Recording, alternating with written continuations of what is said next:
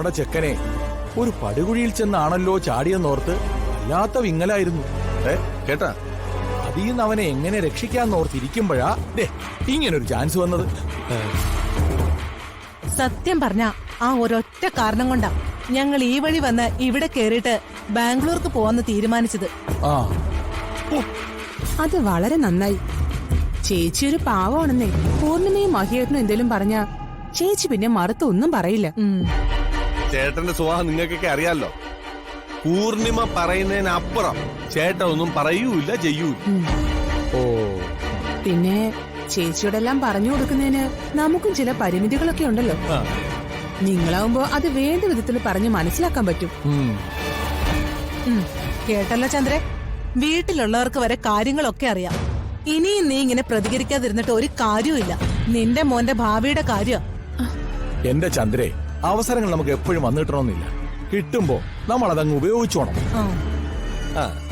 ചന്ദ്ര എന്താ ഒന്നും പറയാത്തെ? ഞാനെല്ലാം കേൾക്കുമായിരുന്നു.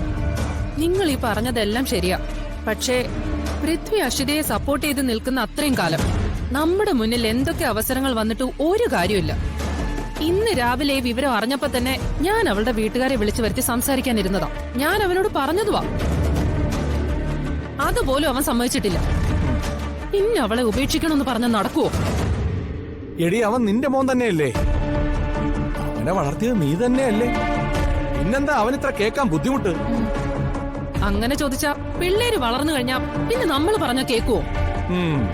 വിവേക് ഇപ്പൊ ബാംഗ്ലൂർ പോയി നിൽക്കുന്നത് അവന്റെ ഭാര്യയ്ക്ക് അവിടെ ജോലിയുള്ളതുകൊണ്ടല്ലേ. അതുപോലല്ലോ ഇത്.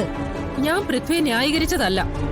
ഞാൻ പറയുന്നത് എന്റെ മോൻ അക്ഷരം പ്രതി അനുസരിച്ചിരുന്നെങ്കിൽ അവനെ കൊണ്ട് ഈ വിവാഹം കഴിപ്പിക്കുമായിരുന്നോ? അതൊന്നും നോക്കണ്ട. ആമ്പിള്ളയുടെ മനസ്സ് എപ്പോ വേണേലും മാറാന്നേ. അവൻ ആ പെണ്ണിനോടുള്ള താല്പര്യം കുറയുമ്പോ നീ ആ അവസരം മുതലെടുത്താ മതി. നമുക്ക് വലുത് നമ്മുടെ കുടുംബവും കുടുംബ മഹിമയും പാരമ്പര്യവും ഒക്കെ തന്നെയാ. അതില്ലാത്തവരെ ഒഴിവാക്കാൻ ഒരു മടിയും കാണിക്കണ്ട. അതാണ് ശരി. പൃഥ്വി അശ്വതിയും വിരുന്നിന് ബാംഗ്ലൂർക്ക് ക്ഷണിക്കണമെന്ന് വിവേക് പറഞ്ഞിരുന്നു. ഇനിയിപ്പോ ഈ പ്രശ്നങ്ങളൊക്കെ കഴിഞ്ഞിട്ട് ഇറങ്ങാൻ പറയാം. ഇല്ലെങ്കിൽ അവർക്കും ഒരു സമാധാനം ഉണ്ടാവില്ല. അത് ശരിയാ. അവിടെയൊക്കെ ചെന്നിട്ട് അവർക്കൊന്ന് മനസ്സമാധാനമായിട്ട് കറങ്ങണമെങ്കിൽ ഇപ്പോഴത്തെ സിറ്റുവേഷനിൽ പറ്റില്ലല്ലോ. അതൊക്കെ ചെയ്യാൻ ഇനി ഒരുപാട് സമയം കിടപ്പുണ്ടല്ലോ. പക്ഷെ പ്രശ്നങ്ങളെല്ലാം തീർന്നിട്ട് അവർക്ക് എന്തെങ്കിലും ഇതിനൊക്കെ പറ്റുമോന്ന് എനിക്കറിയില്ല. ഒന്ന് തീരുമ്പോ മറ്റൊന്ന് എന്ന് പറയുന്ന പോലെ തുടരെ തുടരെ ഓരോ ഇഷ്യൂസ് വന്നോണ്ടിരിക്കുവല്ലേ. എല്ലാ മനുഷ്യർക്കും പ്രശ്നങ്ങളൊക്കെ ഉണ്ടാവും ചെറിയമ്മൻ. ഓരോന്നും തരണം ചെയ്യുമ്പോ അവര് മനസ്സുകൊണ്ടും അനുഭവം കൊണ്ടും കൂടുതൽ ശക്തരാവും.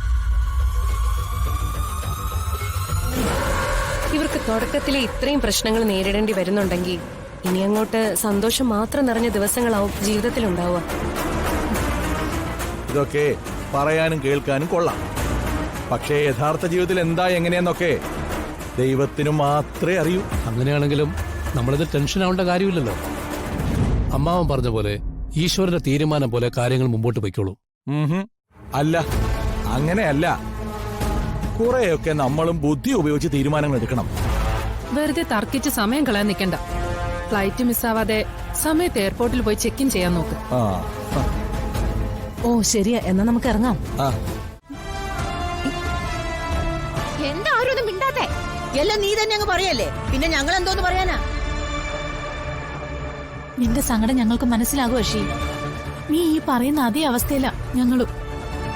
ഓരോരുത്തരും വിളിച്ച് ചോദിക്കുന്നതിന് മറുപടി പറയാൻ പറ്റാതെ ഫോൺ വരെ സ്വിച്ച് ഓഫ് ചെയ്ത് വെച്ചിരിക്കുക. അപ്പൊ അവിടുത്തെ അവസ്ഥയോ? സ്വന്തമായിട്ടൊരു ചാനൽ വരെയുള്ള കുടുംബം അത്.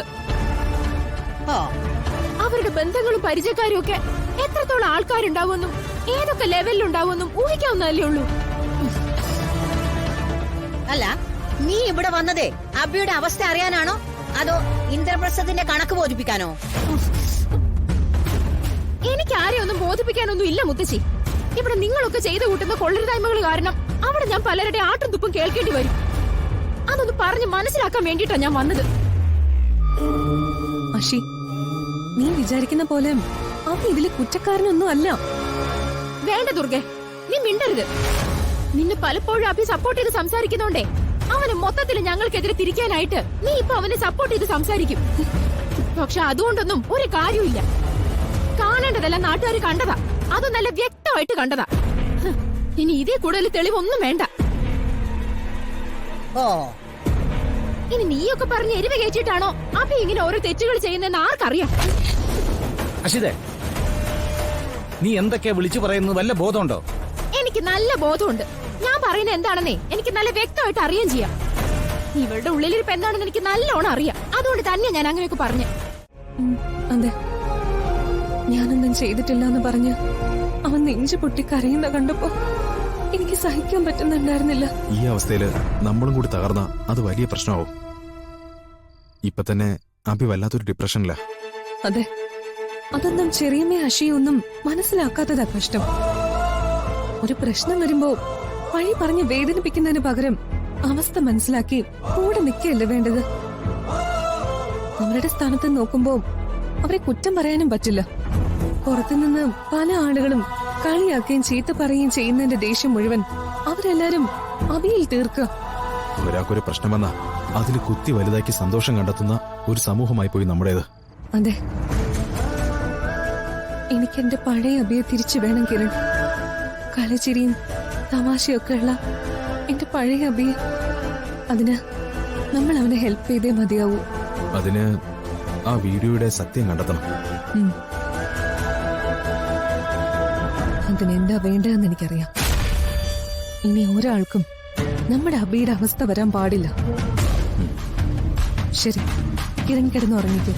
ഞാൻ ചെല്ലട്ടെ. അപ്പച്ചി ഇപ്പൊ എന്നെ അന്വേഷിക്കാൻ തുടങ്ങിയിട്ടുണ്ടാവും. Good night. Good night.